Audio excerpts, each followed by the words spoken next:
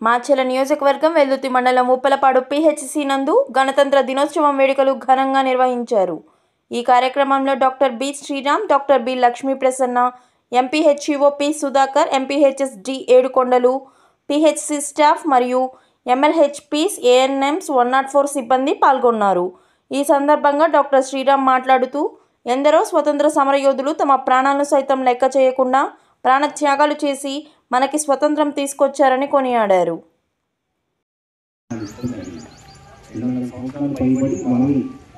భారతదేశాన్ని పరిపాలించారు. దాంట్లో భాగంగా ఆ తర్వాత మనకి 1947 ఆగస్టు 15 మనకి స్వతంత్ర దేశం కావాలా, మనకి స్వతంత్ర హక్కులు కావాలా, మనకి నచ్చిన విధంగా మనం జీవించాలా అనే దానికోసం 1947 ఆగస్టు 15 మనకి స్వతంత్రం రావడం జరిగింది.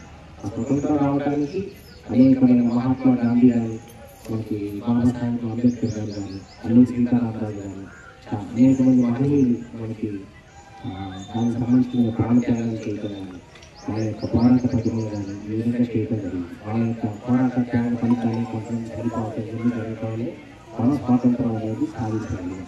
అది కొంత సహనం, ఓర్పు సహనం అనేది ఉండాలి. ఆ ఓర్పు సహనంలో భాగంగానే మనకు పోరాటం అనేది మహాత్మా గాంధీ గారు కూడా చెప్తారు. ఒక చెప్పబడితే ఇంకో చెప్పబడి ఇస్తారు. అలాగే మన ఓర్పు సహనం అనేది కూడా అనేది ఉండాలి.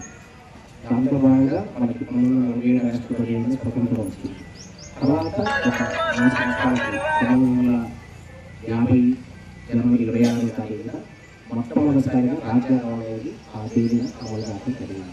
1947 స్వాతంత్రం వచ్చింది.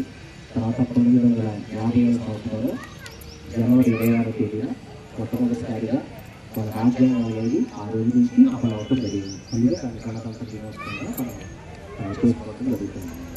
ఈ గణతంత్ర దినోత్సవం భాగంగా ఏంటంటే మన భారతదేశ రాష్ట్రపతి ఎవరైతే ఉన్నారో వాళ్ళు మన భారతదేశానికి గౌరవం ఉన్న ప్రకారం అక్కడ మొదటిసారిగా ఫ్లాగ్ హాస్టింగ్ అనేది చేయడం జరుగుతుంది.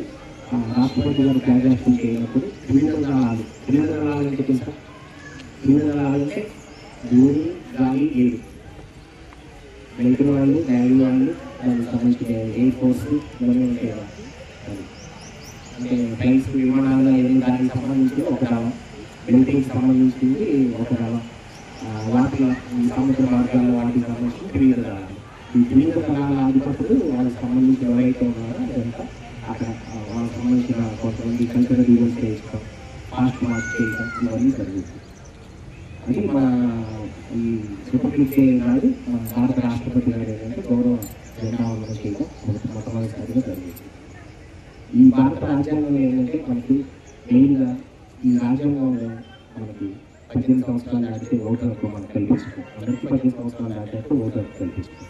అందరికీ స్వతంత్ర ప్రతిపాదన కల్పించి సమాన హక్కులు కల్పిస్తున్నాం.